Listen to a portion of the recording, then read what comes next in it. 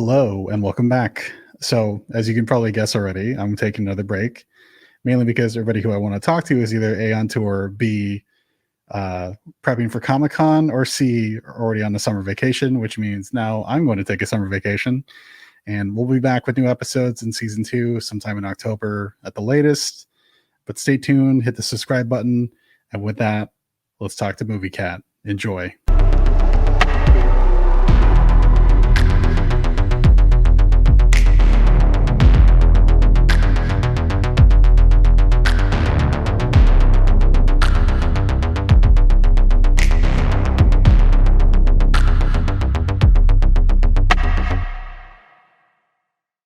If you're watching on YouTube, please like, subscribe, and leave a comment about the episode. And if you're watching on Spotify or listening on a traditional podcast platform, please follow, rate us 5 stars, and leave a review if you would be so kind. Thank you. Welcome to the What I Know You podcast, season 2, episode 26. My name is Nick Rounds, and I will be your host. My next guests are the masterminds behind the Seattle Central Cinema Film Trivia event, MovieCat Trivia. My guests create and host the event, but their love for film and media goes even deeper than that. Individually, he is a game designer and the founder of Filmwise.com, a legacy website with movie quotes and unique quizzes, while she is a professional idea person with many products and accolades in toys, games, licensing, and entertainment. When they're not busy collaborating on amazing creative products together, they're hiding snacks in their Cap-sac and playing their next ugly sweater portrait for Christmas. Brian and Aceti. Wait, damn it. You're so good. You know what? You're good now. Now you're Brian and Aceti and Jessica Kirk. Brian and Aceti. If one of us was going to change their name, it'd be me. So why not? We talked about doing a Kirk-Aceti last name, so you could just say the Kirk-Acetis. Yeah, there you go. Jessica Aceti and Brian Kirk. Wait, I know you. How are you today? Good. How are you doing? I'm good. Now that I've unflubbed your names. Thank you for joining me on my podcast. I want to dig into all the amazing things that you've done both individually and together, because I love MovieCat Trivia Night, but you also have individually lead creative and awesome lives, and I'm all about nerding out with fellow designers and creatives. So, and to start, the thing that I always love to dig into is what turned my guests into the nerds that they are today. And to that end, nerds, a question for both of you. What movies or moments turned you into film geeks? Wow. I mean, I can say which ones. I have a quintessential one because when I look back on all of my childhood nostalgia, like we were moving out of a house and I found all these old VHS tapes and I had put a title on them with nail polish, like you did when you were a kid of the 80s. And my collection, I was 12 years old, and one of my favorite movies in my collection was Roger and Me. Roger and Me being the McDonald's ripoff of... No, that's Mac and Me. Sorry. Yeah, that's Mac and Me. I take that back. I also love the Michael Moore documentary, Roger and Me, about Flint, Michigan, and the car industry. But I was good. 11 or 12 years old. Maybe younger. Yeah, it was my my mother is my stepmother is an alien, mermaids, and Roger and Me. My stepmother and Alien is an Alien. It's such an amazing movie. What about you, Brian? Yeah. Well, I grew up. My first memories of movies were watching Creature Feature and stuff like that on TV late night. As far as a cinematic, I mean, I was 10 when Star Wars came out, and there will be nothing that matches that ever. As far as going into a theater and just walking out, just my mind was blown. And that was, I mean, it's such an easy one to say Star Wars, but it was for me. And then after that was Raiders of the Lost Ark, same idea. And I never had anything close to that really until, and again, these are all the easiest movies. I feel kind of lame, but Pulp Fiction was probably the first movie I saw twice in the theater since I was a kid. And again, something new just blew me away. But those are the main moments I remember. Nice. I mean, I remember seeing as a little kid 10 and be like, naked women. It's great. Or Animal House when I was about the same age, but really loving movies were those moments. Those were formative. Those were formative for sure, movies. Yeah. Yeah, I was just gonna say, Jess, of the movies that you listed, like, is there anyone that like really made you realize, like, wow, I'm a huge film geek? I think really the moment that I realized that, I think, was when I watched Goodfellas for the first time, and I was pretty young when I watched it. Did that come out? Is it like 93? I think so. Yeah, in the ballpark. Yeah, so I think I was like 14, 15 or so when I saw that. And I remember Goodfellas is the first movie that blew my mind. And I was excited about it from a cinematic perspective. And then after that, I would say as I got older, there were certain movies like Baraka. I know it's a little pretentious, but man, I loved Baraka, and An Angel at My Table was another one. I'm trying to think. I love Train Spotting. Yeah, these are all kind of films that Eternal Sunshine of the Spotless Mind.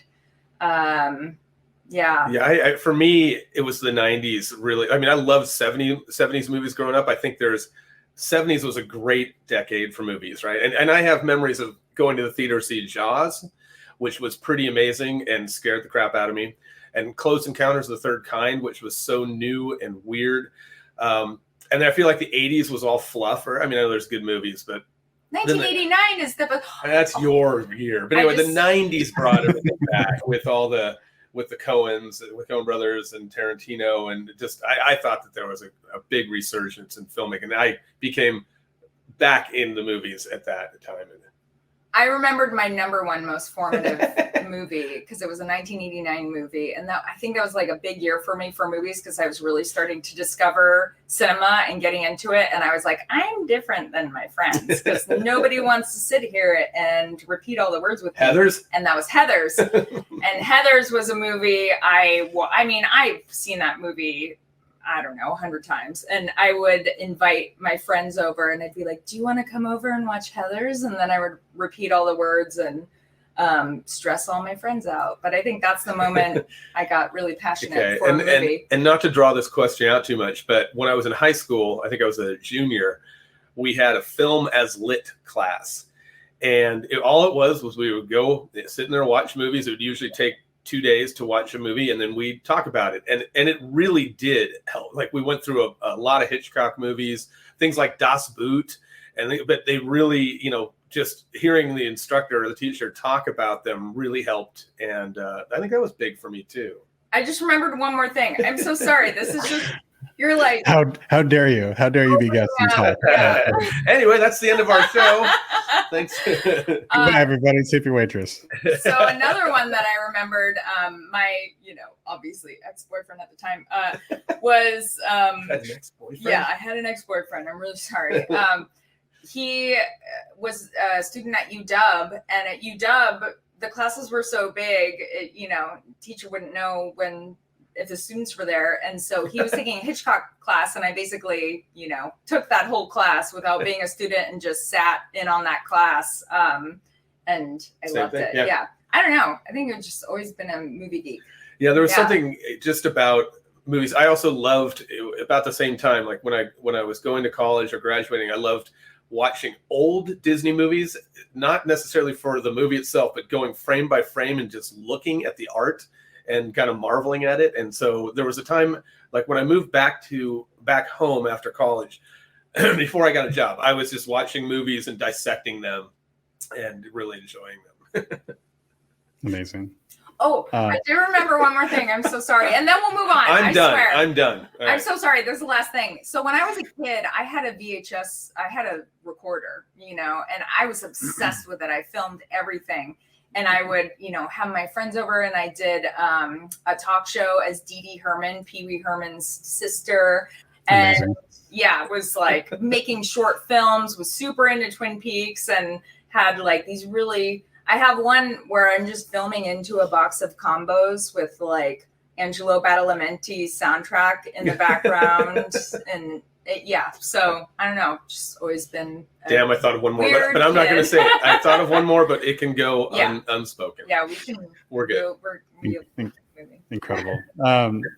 Jess, you kind of already alluded to it or touched on a little bit, that motion pictures is something that's important to your family, specifically because your dad is Joe Aceti, a legendary TV sports director, and among capturing many important sports events, including Thrilla and Manila, and also being really intentional about his shots and playing up the drama of just something as simple as baseball. So knowing that's who your dad was, what was your relationship like in regard to your shared passion about motion pictures together? Well, I grew up in a mobile truck, right? So when you're doing live sports, the environment it's a mobile truck unit, and the director is in there, calling out all the different cameras and all the different shots. And that was my dad. And so, I grew up in those trucks. Like I grew up in those trucks. I grew up on the sidelines, and just watching him. And I do think noticing that he would really focus on the drama and focus on the players, and maybe go left when another director would go right. And, instead of focusing on all the action, he really would emphasize like close-ups of players' faces and the emotional aspect of sports. And I think that's why he was so good at what he did. Well, and wasn't he asked to direct Peggy Sue Got Married? Yeah. Oh, wow. But he didn't want to do movies. I mean, he loves movies as well, but he felt he was a live director more than a... Yeah, but he did direct the theatrical version of Pirates of Penzance. Yeah, Pirates of Penzance is an opera type thing, right? Yeah, and then he also directed the US Festival was a big one. Yeah, and I just think... I've heard all sorts of stories about how he revolutionized editing, and he had a really big hand in the formation of sports as like an emotional thing to watch. Just to show how much of an effect he had when he passed away 10, 11 years ago, whatever it is. They stopped the championship. It wasn't the World Series, but it was the series before that. It was the championship series between St. Louis and Soviet. But they stopped that to give him a moment of silence and stuff, which is pretty amazing. They don't do that for many people. Yeah. Right. Yeah. Just through doing my research and just seeing like all the things that your dad was responsible for, I've just really kind of blown away, because that. Being a sports director, it seems like a very invisible job where you don't really think that there's a lot of intention involved with that. But like, how many times have you watched a baseball game, and to everything you just alluded to of like, playing up the drama of players' faces and knowing when to cut and stuff like that. Like the fact that your dad clued into that and realized that like there is drama within just sports baseball, and it's, as fellow game designers to nerd out for a bit, and not cut you off through pressing the wrong button. It's interesting to view it through the lens of people that enjoy baseball and know the rules of the game of baseball, and be like, okay, what do I really care about at this moment? And like, what am I really excited for? Like, am I worrying about like the sweat beating off the pitcher's brow because he's worried about the next pitch that he's going to go to? Yeah. Like, really playing up the drama of like, I know exactly what's going on in that player's head. So I think it's fascinating that it's something we kind of take for granted now. Even today, we still kind of take it for granted and don't really realize that like the people that are holding the cameras and directing the shots and everything in the editing have as much importance to how cool a game is as the players themselves. So. Oh, absolutely. Yeah. If you watch an old, like every once in a while, I was at the doctor's office a couple months ago and I saw an old game from the 70s, baseball game, and it was so they were playing the whole telecast. It's so different now. I mean, it is so different than it used to be. Yeah, and I think that one more just really quick interesting thing about him is I think his knowledge of sports was so deep, and he knew everything so well. He was obsessed with sports, and so I think at a base level to be able to really capture the emotion, you have to anticipate everything in advance, right? Because it's a whole other level to not only know what shot is going to happen when you're dealing with 9 cameras at one time, but then to know the relationships and the politics and everything going on between the players and who coaches, to focus on, the coaches. Yeah. Exactly. So I think it was almost encyclopedia type knowledge of sports first, and then also a love for art. My dad was a fine artist, and went to college for art. So I think he was combining those two loves. That's awesome. And speaking of combining loves, Brian, as you alluded to, you had a healthy childhood of lots of amazing cinematic experiences, and because of that, you're kind of inspired to start Filmwise.com in 1999 as a simple trivia quiz website that kind of spun out into many more things after that. So can you kind of walk me through all the different things that have happened to you since starting Filmwise.com? The light questions.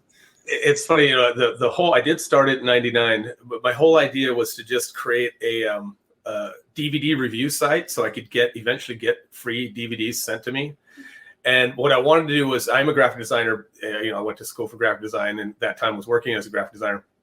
And I wanted to make it very graphic, like I'd have little things with thought bubbles. And long story short, I was messing with something, and I accidentally copied the wrong layer over somebody in a screenshot. It was from Swingers, and it made them look like they're invisible because the background was covering their heads, right?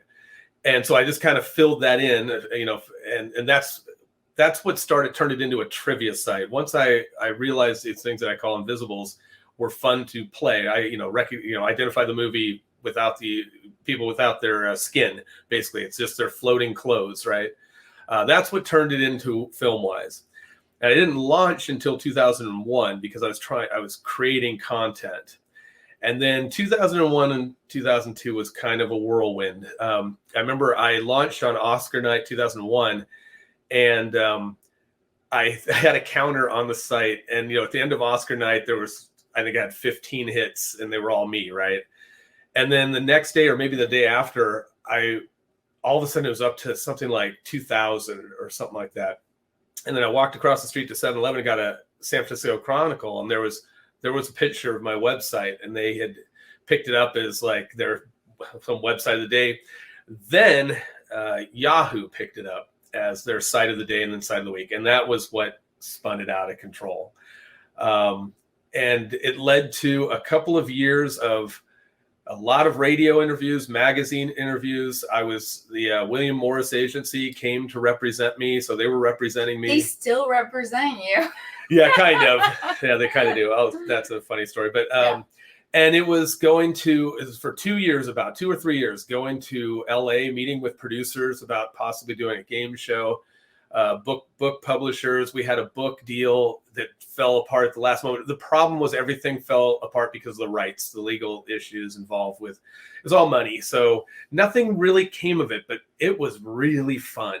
It was a really fun few years. Your whole life came. It did. And then I do think about, like, it's that butterfly effect thing where, because of a misplaced paste, I have my life here in Seattle and my wife and everything, and it's pretty awesome. What she was talking about, the William Morris Agency still representing me. There's another Brian Kirk. He directs a lot of the Game of Thrones episodes, and he's directed movies. And so every once in a while I get a call. I got one from Dennis Quaid. He wanted to be in my new project and left me a message. And I've gotten it from a few people that, they go through the William Morris Agency and find my name. And we still haven't, I still wanted somebody to go, oh, hey, you want to meet me? That's great. I'm up in Seattle. Come up this weekend, and just play dumb. But I always call them back and tell them it's the wrong one. And that's amazing. And the reason why I said his life is because of it, because actually Screen Life. Right. Okay. Yeah. So Screen Life ended up bringing you up here. Correct. So in 2001, Screen Life was starting Seen It, the DVD trivia game. They saw my website, liked the content I was making. So I did work for them for, I want to say about a year, about 2 years, I think, from California. And then in 2003, when they were launching, they brought me up to Seattle. I was their director of content and worked there for the next 6 years up here. So, and that's where we met. And that's where we met. I was just going to say, and Jess, you worked for Seen It as well for quite a while? And for a short little blip. Yeah. Okay. When Jess started, the first all hands meeting we had was the first one we had where it's like, things aren't good anymore. Yeah. So Yeah, you They're like, lasted. well, no bonuses. Yeah. And it was a bad meeting. Yeah, we had all up until then had been rah and good numbers and everything. So you lasted about 4 or 5 months. Yeah, like that. it was pretty short lived. And then I got laid off with a bunch of people, but we met. Yeah, you met. Yeah, that's all that matters. Yeah, so I do want to dig into Scene It a little bit later. Actually, you know what? I guess, can you talk to me about some of the things that you did for Scene It specifically, and like some of the challenges that you had to deal with, and also like from your work of doing Filmwise and making quizzes and stuff like that, like how did that directly apply to Scene It? And honestly, for both of you, in terms of just like working on Scene It, like what kind of challenges did you face even in that short amount of time? Yeah, so it was interesting, because of Filmwise, I didn't want to stop doing my website. I wanted to keep that going, and they were really responsive to that. But I gave them, basically I said, all the content I'm producing, you can use as well, as long as I can use them and I own them basically for life. And they were good with that. The thing that's the tough part about Scene It as opposed to Filmwise, I can do whatever I want. And to be honest with you, I expected a cease and desist within months after I went live, especially when it got popular. And then that never happened. And I started hearing from all the studios, but it was all to do promos with them. But Scene It doesn't have that luxury. So when you're doing puzzles for Scene It, whether it's Invisibles or just clips that you have a question about, everything has to be approved by the studios, licensed to the studios. The stars have to clear. And that's ultimately, I think, what was the doom of Scene It, is just, it was too expensive, too hard to keep it going. Yeah, there's Filmwise, my latest Invisibles quiz. Yeah, I was meant to bring it up earlier, but I didn't want to cut you off. But yeah, I just wanted to show an example of what Invisibles looks like. So, but so we did, we Scene It. A lot of the puzzle types that were in Scene It were invented by me through Filmwise. And so we did, we used Invisibles. I had a What's Missing puzzle. I used to do contests, and those would be pretty creative. And we took a lot of that stuff and put it into Scene It. And the thing, we just had to, we'd have to find out what movies we could use first, what actors could clear, and, go after them that way, which was that was the biggest challenge faced by Scene It for sure. Clear all the music, any clip. So like a lot of times people will see a clip from a movie in Scene It, and they're like, why didn't you use this other clip? And it's like, well, the other clip had 10 people in it that we'd have to clear, and music. And this clip had 2 people talking and no music, where we were able to get that clip, and we would have never gotten the other clip. And that's something, as a consumer, I wouldn't know, but behind the scenes now I know. Yeah, the second you get involved in licensing and rights, that's everything that's firing through your head of like, this costs money, this costs money, this is a different release, this is a different yeah. And even if it's not the money, it's just that 10 people, if we go after, we're not going to hear from 5 of them. We're lucky if we send a clip with 2 people. We're lucky if we hear back from them both. So you learn what to look for. You have less control. Anytime you're creating a product where you have a specific timeline, it has to be on the shelf. You can't miss that date. Anything that complicates that process and anything out of your control can be pretty stressful. And approval. And we learned that through Funko Games as well. It's just if you're doing any product, that is a licensed product, it's something you always have to juggle. In fact, that's actually why MovieCat was born. Is I'd worked at Scene It or Screen Life for 6 or 7 years, and I wanted to start something on my own that I didn't have to worry about clearing. So Jess and I, well, you didn't exactly quit at that moment, but I quit with a friend of mine, and we started an app company, and I started doing MovieCat illustrations because I knew I could do that without having to clear it from the studios. So that was the whole reason I did that. There was quite a bit. And just doing my research, various iterations in addition to MovieCat, but other things like Trivia Deathmatch and also like Bumblecat games and stuff like that. Can you kind of walk me through like those other tertiary products? Yeah, absolutely.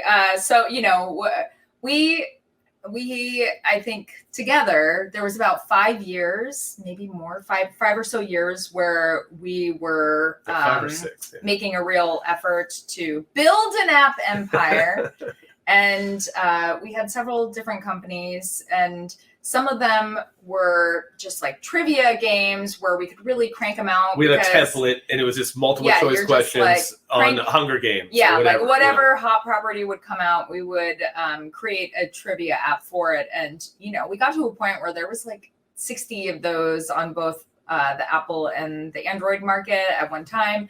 And those were doing really well. And then we had some apps that were more of the premium type apps. And the one that I'm really proud of, I think we're both really proud of, is Trivia Deathmatch. So the whole concept behind that app, and at that time was Trivia Deathmatch with Ken Jennings.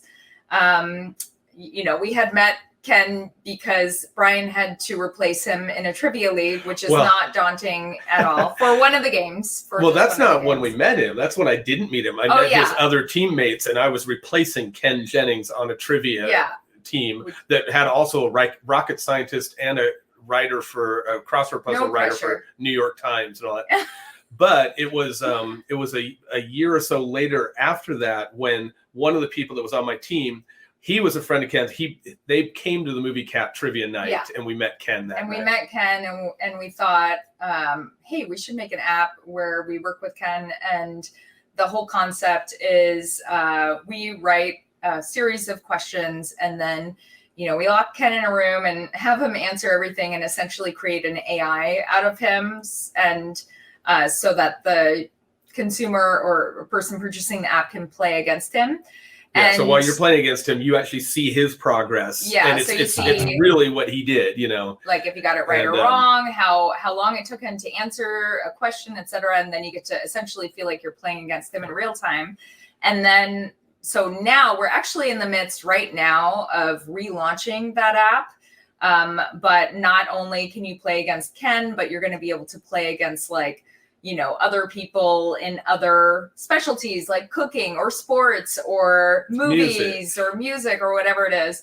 And so that's something that we're relaunching. And it's a little funny because we've been out of apps for a while, and we're trying to get back into it. And there were some other ones like Word Monster was a really good word game app. We had one, and Bumblecat Games, we had like the Great Tickle Challenge, which was like a tickling app for kids. I mean, we made a lot. Oh, Inspirator, that was with the Beta Society. Inspirator was just like an app that would generate random pictures and sounds and words and ideas to like get you inspired and get you thinking creatively.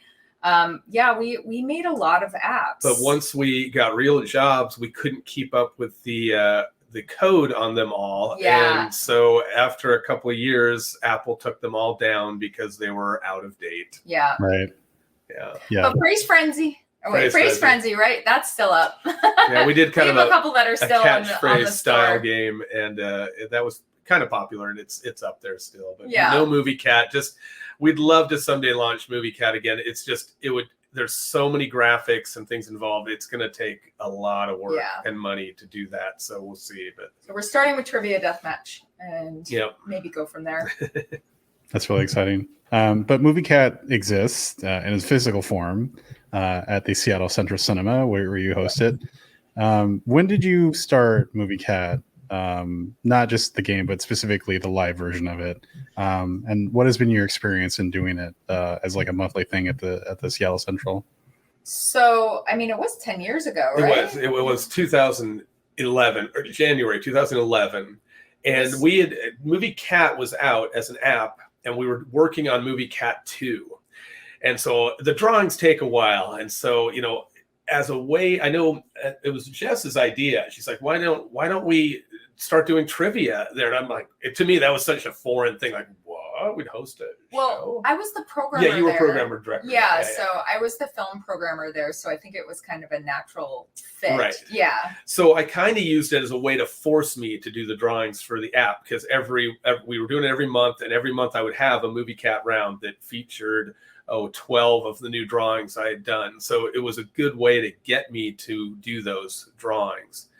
And then we just kept doing it, and it just built. I mean, it was every month we do it for the most part. Yeah. For a little while, we were doing kind of after a couple of years, we started doing a kind of a 2 months where we would host. Then a lot of people, some of the regulars like to guest host. So we would do 2 months of us, then a month of guest host. But we've actually, since we come back last year, we've only missed once, I think, where we had a guest host. So we're doing it every month again.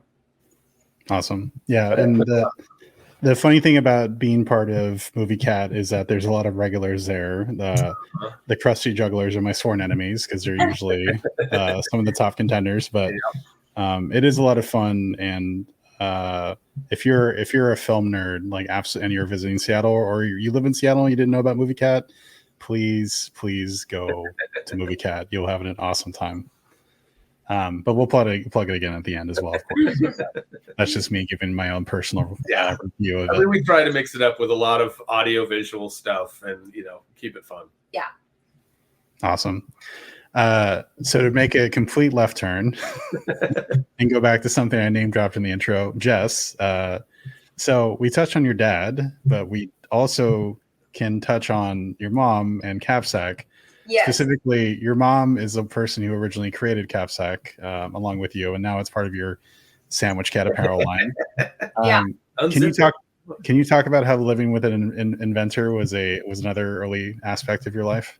Yeah, absolutely. So I'm showing the Cap-sac really quick. The fanny pack for your head. The fanny pack for your head, and the whole thing is it folds into itself, so it's a hat and then it's a pouch. It's pretty exciting. So growing up, my mom always had so many ideas and so many different unique jobs. The one that just popped in my head right now is she used to be a door-to-door yogurt saleswoman for a company called Yo Farm, and we had so much strawberry yogurt in the house. I still actually can eat strawberry yogurt until this day. And, I guess I watched her. She was always trying to hustle and do her own thing and, have her be an independent businesswoman. And she was always creating things, and a couple I have here actually to show. So this is the Boxmate, which is you can see the personal cassette holder. Perfect for your personal stereo or car. And with basically instructions on how to use it. Yeah, it was just at the time, people used to have beat boxes, and back when people listened to tapes, and you would just put these on the back of the stereo and put all your tapes in there, and then CDs were invented, and it didn't do so well.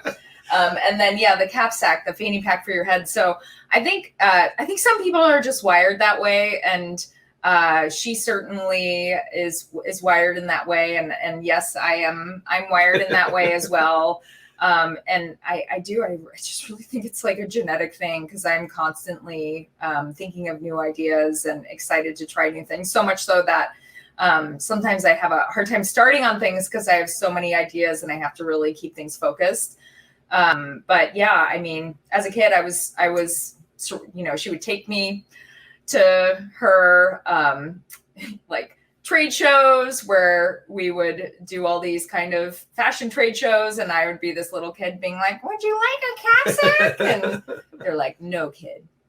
I became that kid years later. He worked. Like, hey, you want a Cap-sac? Yeah, he worked with me at the trade standee shows. out of me. I made a stand. Yeah. Oh, I have that in another room. But I also think it's funny because, like with the Cap-sacs, her mom had thousands of them made in the early 90s.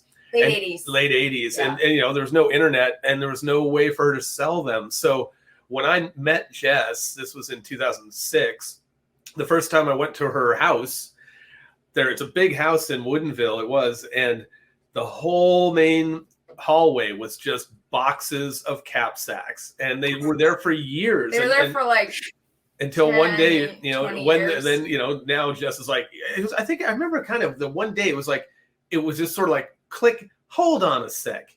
There's an internet now. I'm going to sell these Cap-sacs. And then you started the capsac.com, started the website, and then they sold all the way through. And now they had to manufacture more and keep going. And now it just grows and grows. Yeah. And now I'm making, my own products and things that I'm adding to the brand as well, and kind of continuing that family business. And you can access that stuff on sandwichcat.com. Is that correct? Yes, you got it. Shameless plug. Well researched. I love it. I try. So Brian, you kind of poked fun of yourself earlier by saying that you got real jobs, but I disagree. I think you've always had a real job. It's just, as Jess alluded to, you're always hustling. So you both have been involved in board games, specifically with entertainment properties like the Home Alone board game, which I absolutely love. And I actually won from MovieCat. Thank you. Oh, did you really? Awesome. Yes. I did, yes. Well, thanks to Wheeler, but yeah. Yeah, okay. So since you both have worked on board games, and I'm a game designer, so this is really just like a personal question of like, let's nerd out for a little bit. Can you walk the audience through the creative process of taking a known property and adopting it to a gamified format? Sure. Yeah, I mean, I wonder if we should actually do it the way that we would do it in real life. Okay, where okay. I can Well, start do with the Home business Alone. deal. Yeah, do Home Well, Alone. Because Home Alone Actually, Bob Ross. Okay, Home Alone. from a game design standpoint, Home Alone was an interesting process for me. So for me, I didn't have as much Okay. to do on the front end of. But Bob Ross. But I can talk about it. We'll talk about it as if I did. Whatever way you want to do it. Yeah. Okay, so I'll throw. Yeah, it to you. usually So, I'm the second part of the process. Yeah, so the Jess first is the first part. The first part of the process, I think, is as a studio, and as a publisher, you're trying to understand. Okay, what kind of game do people want to play right now? And from a licensing from a standpoint licensing and a game, just a and- game standpoint. Yeah, and like our party games trending again, that kind of thing, where you are looking at the market and trying to decide where is there room for something different or new, or where is it saturated, etc. And so I think collectively, thinking about the different licenses, and in the case of Home Alone, that's a big studio that has Home Alone, so we had those relationships, and it's really just about the acquisition of that license and working with the licensor on the parameters, what can and cannot be done, who can be shown, Right. etc. What assets would we have? What assets we have at the start. And then, he can go into the game design aspect, and then I would know more about the marketing aspect, but I think you want to talk game design. So I'll throw it to Brian. So Home Alone was an interesting one, and it's one that I'm pretty proud of, because I'm not a Home Alone person. I didn't grow up. I'm too old for it. And so I wasn't thrilled about being assigned it. And on top of it, my boss had this grand idea to have a box that lit up, that had real Christmas lights on it, and which was going to be really expensive. So when I was told to design this game, I was told that I had enough money to get, because we always have to think about the costs. How much is everything that's in a game costs money, right? I was allowed to have a deck of 60 cards, and that was it. Not a die, not a token, not a piece of cardboard, nothing. I could put 60 cards in the game. So I created a game with 60 cards, and it worked, and I was very happy with it. And then at the end, they decided not to do the light box. So all of a sudden, it was like, hey, now you got a die. You got money for this. And it's like, well, the game's done. We found a way to put a die in there and a couple of game placards, which help. I think they're fine for the game. But the game itself is 60 cards, or I don't know exactly the number. And I actually really like it, too. It's a great game. I love it, too. It's one of my favorite games you've ever made. Yeah, okay. So, I mean, I don't like all of my games that much. There's a handful of them that I do like to play, and that's one of them. You don't like all your games? I don't like all of them, no. Oh, you mean you don't like your other games as much as you like Yes. Home Alone? Okay. No, I can't think of how I said that. Okay. But yeah, that was the process in that one. But every game and every license is different. What you usually start out, let's take a game like Back to the Future, where we have no real limitation. I mean, obviously there's a limitation on cogs, but it's going to be a signature game. It's a big game. It's going to have a board and a lot of parts. What we do as a team, Prospero Hall, what we would do is get together and talk about the license. We really would talk about the license and what fans want with it, which, that's one thing that we were great as a whole company, as a group doing. It's not just kind of, doing a cash grab on a game. We would all, like Back to the Future is one that I did grow up on. So I was really happy to design that. But we get together as a team and talk about all the things that should be in this game. And with Back to the Future, there's different ways we could go. We could have the whole trilogy in there, which is how we started designing it. It was going to be the whole trilogy. Then when we got down to it, we just thought the stuff we were doing that took place in Hill Valley in 1955 was the best part about it. So but that could have gone either way. But so we ended up just setting the game in Hill Valley. At the same time, there's another game came out that did it the other way, but the main thing is to just talk about what fans Back to the Future has a lot of fans, hardcore fans. What do they want to see in this game? And so we do that. And then, a lot of times we might have some game mechanics already figured out that we want to work into it. Sometimes the game mechanics are fully born by what, we figure the game should be. So, and it's a long process, a lot of testing then. Yeah. Well, and it's also, when you're working with a license, obviously the person that is buying that game is going to have an affinity for that license. They're going to be excited about that license. So I think a lot of the time it's about honoring that license but making it a fresh experience. And I feel like Back to the Future does that, because you feel like you're immersed in the world, and Jaws really does that, where you're like very much immersed in that world, but you're having a totally different experience. We really like to concentrate on thematic, but there are some game companies that when they're doing licensed game, they concentrate either so much on the thematics they don't make a good game out of it. We want to do both. We definitely have. I mean, I talk about it like I'm still there, but they are still doing it, and creating games that not only we really like to do the thematic part of the game to make sure the fans love it, but also concentrate on a game that somebody who wasn't necessarily a fan or had never seen the movie would enjoy playing as well. You mentioned Bob Ross as well, and having to deal with that. Well, that was an interesting one. That was you. Yeah. So when you were like, tell us a moment. I think that one for me is more of a pride moment. Sure. Well, kind of made our studio. I mean, that took our studio in a different direction. And Hogwarts. There were two games. I think this one and Hogwarts, which I did not design. And this one, when I say I'm proud of it, it's more from a business perspective. Right. So,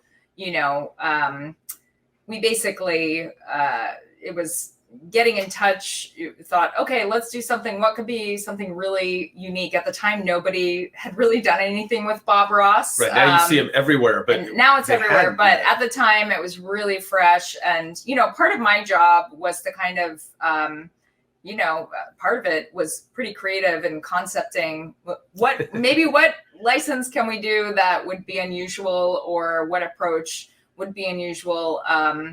And, I basically optioned that license and kind of put together a package. And, we took it to different publishers, because at that time we were still B2B as First Present Creative. And so, just kind of putting that deal together, and essentially I don't want to say it was my idea, but I think it was my idea. Yeah. I think it was. I think you can say that. I think it was. I'm pretty sure it was. Yeah. And I remember first hearing the idea, and I'm not as quick to get that an idea is good. And I was like, really?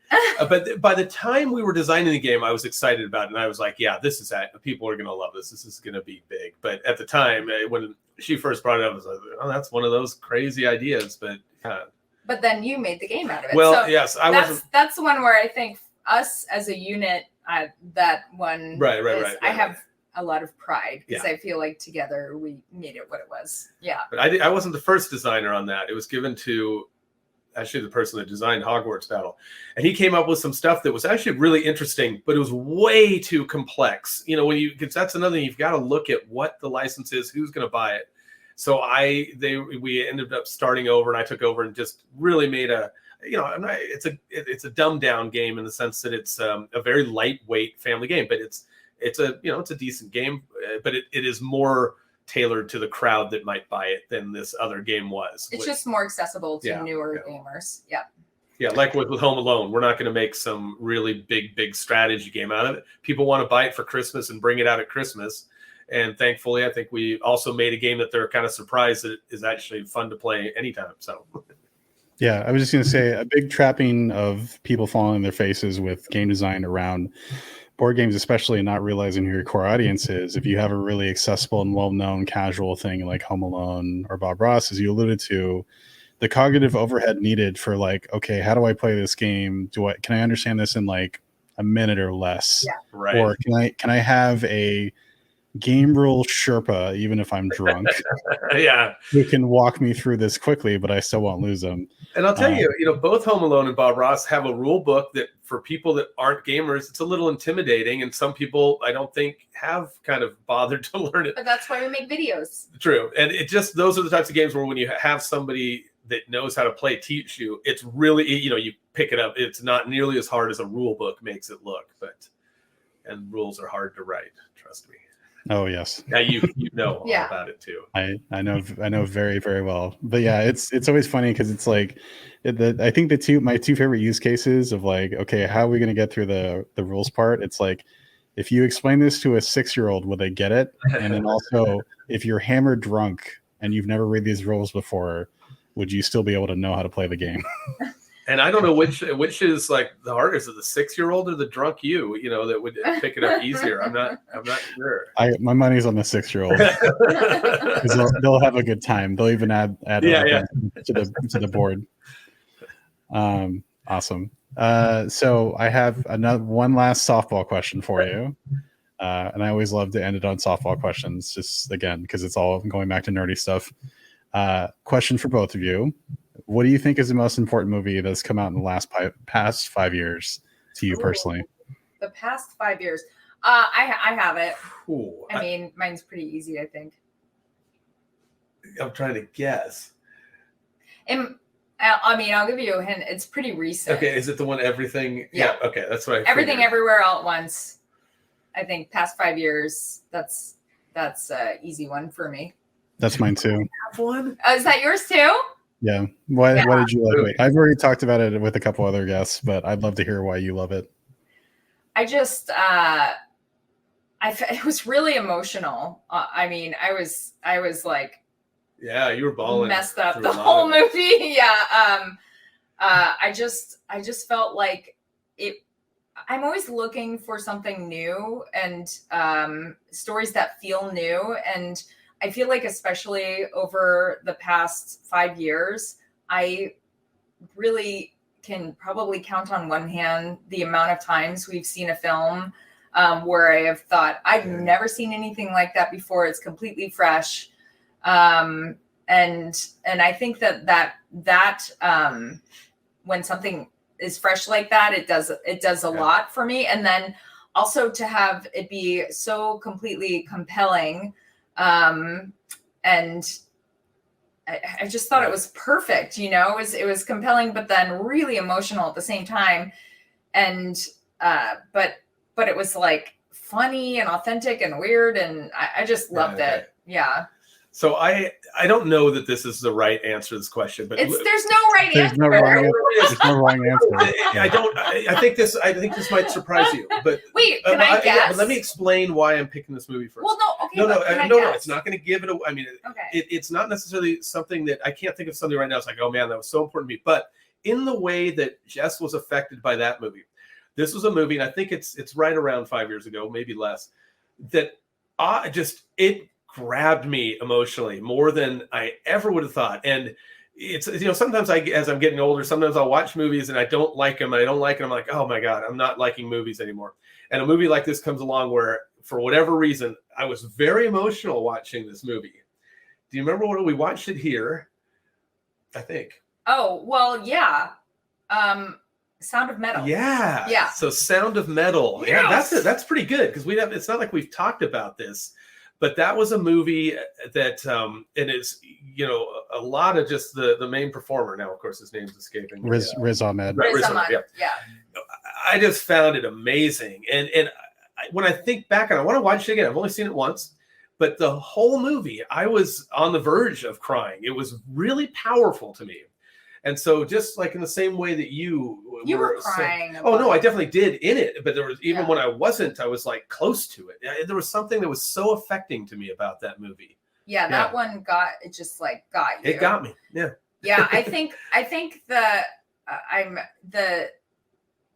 the thing that I'm thinking also about with Everything Everywhere All at Once, the thing that, because both of us I think had these really emotional reactions to the movie, and you reminded me, I think the reason why I felt so emotional with Everything Everywhere All at Once is because like I have a sensitivity when people are, I don't know, like older and you know, and they're like doing something new, or you know, they're like, I think it's just Michelle Yeoh, her whole journey in that movie where she was just like, because she was stuck in a rut, and doing the same thing, and you know, suddenly just like had this world opened. That really struck a chord. Yeah. And then I think Sound of Metal. I'm trying to think. Like, I wonder what it is that. I can't put my finger on why that one grabbed me so much. Like, but it really did. Like, just from the get-go and all the way through. But I think it's in some ways it's like in the opposite of Everything Everywhere All at Once. Like you have have your it's taken away day to day, and then it's taken away. Yeah, it's interesting. And you know, I think that you always have a real reaction with like having something taken from you. You know, you're always your freedom. You're always have a lot of emotions. But I know I thought the movie was just also so well made. And I thought he was so great in it. Yeah, it was just really powerful to me. But I haven't heard you cry as much in that movie since what? The Notebook? Oh no, between the Notebook and in the theater. Up? Yes. Yeah. Up.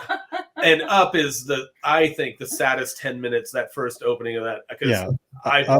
Up is emotional terrorism for the first time. Just all the way through in the theater. Screaming. She was like moaning. People were like looking like, and I'm like, I was asking everyone to leave. She's like, "What are you talking about?" You know, whatever. But the last, like the finale of Everything Everywhere at Once was really emotionally intense. Like hyperventilating. If it gets you, you're going to be hyperventilating for sure. Yeah. For me personally, I think the two amazing tenets of what makes Sound of Metal incredible is the sound design, and also if you happen to have somebody in your life who's hard of hearing or fully deaf. Or you or yourself are hard of hearing or fully deaf, well, at least just hard of hearing, then especially with that, then you will really relate to that. One of my exes was hard of hearing, and to experience a movie where you're literally hearing what it sounds like, to experience life that way, and not in a pity way, but just in a, realizing all the emotional roller coasters, like the things you take for granted. And frankly, that's with anybody of any sort of disability, is that like you're thinking outside yourself of like, what is life going to be like once I'm, not able to interact with the world in the same way I used to. So some people are born that way. Some people, like in the movie, develop that. But in any case, it's always important to think outside of yourself and develop empathy. And that's the power of cinema to me, is thinking outside of yourself and experiencing a character's life in a different way. So wait, can we ask you what your movie is? Well, he said Everything Everywhere All at Once. Oh, it is also that? Yeah. So, I didn't hear you say so that. what is it? Okay. I'm just, and sorry, I don't know if we're on a time thing, but your take on it. Yeah. So, I mean, there's like little tiny things that I think are really amusing to me about the Daniels, and like the way that they sneak things into the movie. So I didn't really notice it until Everything Everywhere at Once, but in going back and watching Swiss Army Man, you kind of notice that like they really have a thing for like weird, outdated technology. Yeah. And then you watch Everything Everywhere at Once, they all have Bluetooth ear things. The fact that like there's always like this weird like lo-fi portion to everything, and yet they're dealing with like multiverse stuff in the same way that Marvel is, but it's like this weird knockoff, like literally dollar store multiverse version. And yet somehow it's more powerful and impactful.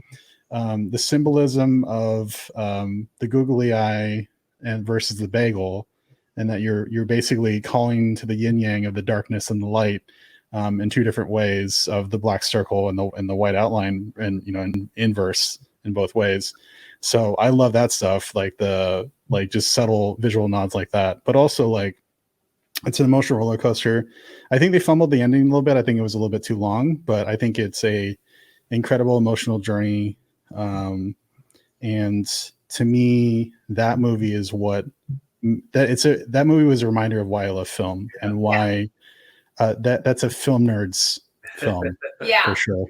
So that's why I love that movie, because it's like movies should make you feel this intense about every single thing. Maybe not all the time, because you might need another 4 boxes of Kleenex and some more therapy. But yeah. I think you're totally right on it. Also, I mean, I loved it obviously, but like there was a moment where it's like, that's where it should end. I do remember thinking that. I know the moment, yeah. And I loved it too. Perfect. And I thought there were 2 or 3 places where I remember thinking it could have ended. Yeah. I'm not saying I was glad it did, or that I wish it had. I mean, I'm glad it kept going, but there were a couple places where I was like, oh, that would work right there. I think they were falling in love with the characters, you know, and but I think there is a lack of awareness for the audience in terms of like, you've already slam dunked it. Like when you got into the point, because to me, the center of the emotional roller coaster is between Michelle Yeoh's character and then her daughter. I'm blanking on the actress's name. I apologize. I'll pull it up later.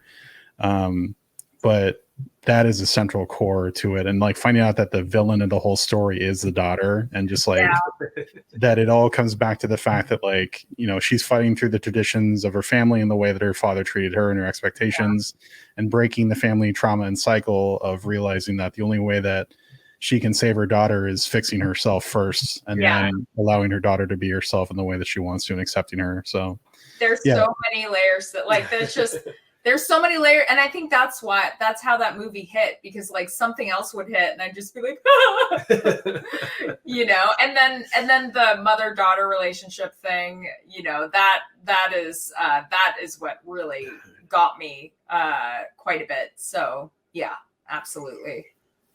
Amazing. Actually, sorry, one more really quick. Retroactively, another movie in my past that struck me in a similar way was the Royal Tenenbaums, like just the dynamic, the family dynamic stuff. But that was when I was like, you know, I don't know, 23 or something. So I don't think it's the same way now. But at that time, I think I was just like, I want to make. All right, here's a quiz for you, just to see if my wife knows me.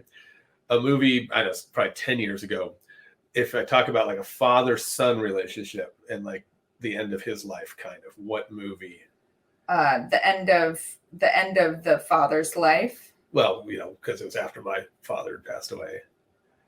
Yeah. What movie hit me? I mean, I loved the movie. Oh, she's failing. No, I'm just trying to remember it. 10.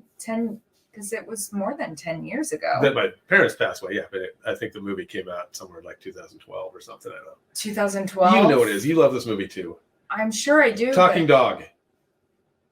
Oh, yeah. Oh, my God. The Beginners. So that movie is the first movie I'd ever... my father had passed away. My parents passed away probably 4 or 5 years before this. Before I saw this. But I'd never seen a movie really handle the way real people act and feel after there's a death. And it just seemed, or at least my family, the way my brother and sister, the way my brother and sister handled it, it really hit home. I loved the movie, but it was also hard to watch, but it was good. Well, yeah, because it went through like itemizing things. So, you know, there were these moments in it that are very real parts of losing somebody that you don't often see in film because it's like not very sexy. You know, but it was like this montage of itemizing things. And I mean, most of the time when you see somebody, father passes away, the next scene is this huge funeral, everyone in black. Exactly. And we didn't have that. We were, you know, we just had to deal with it, and that was it. You know, that was a great movie. Such a good movie. Recommend that movie. Oh my gosh, we should just watch these all in a row. God, if we're ready for one devastating day, just start with Up and move up to like. Oh God. Battery's not included. Oh yeah, that's yours. Okay, what's my kid one as a crush? The Champ, I know that. Incredible. So it's very obvious that us three could talk about movies until the cows come home. But you should come over after this. We're gonna invite you over. Keep going. We'll have a movie queued up for you. Come on over. Yeah. There you go. Well, that's why I love coming to MovieCat, because it's where film lovers go to nerd out. So tons of fun. And speaking of which, Jess and Brian, thank you so much for your time. Is there anything that you'd like to plug in your life, perhaps MovieCat and other things, before we take off? Well, we should definitely plug MovieCat. So MovieCat is going to be at Central Cinema in Seattle on Wednesday, July 20th at 7 p.m. And there'll be another one in August, but I don't think we know the date of that one. It's usually towards a Wednesday. Like August towards 18th. If August 18th is a Wednesday, that's the night it's happening. Yep. And what about anything Sandwich Cat? Go to. Oh yeah, if you want your very own fanny pack hat. I don't know where I put it. Oh, here it is. If you want your own fanny pack hat, go to sandwichcat.com. There's bolo ties, fanny pack hats, fanny packs, everything you could possibly imagine. Oh no, thank you. hats do not look good on me. Amazing. Jess and Brian. No? Nope. Okay. I think so. Okay. Jess and Brian, thank you so much for your time. It was Thank you, Nick. It was a lot of fun. Thank you so much. Awesome. Everybody else, thanks for watching. Thanks for listening, and we'll catch you next time.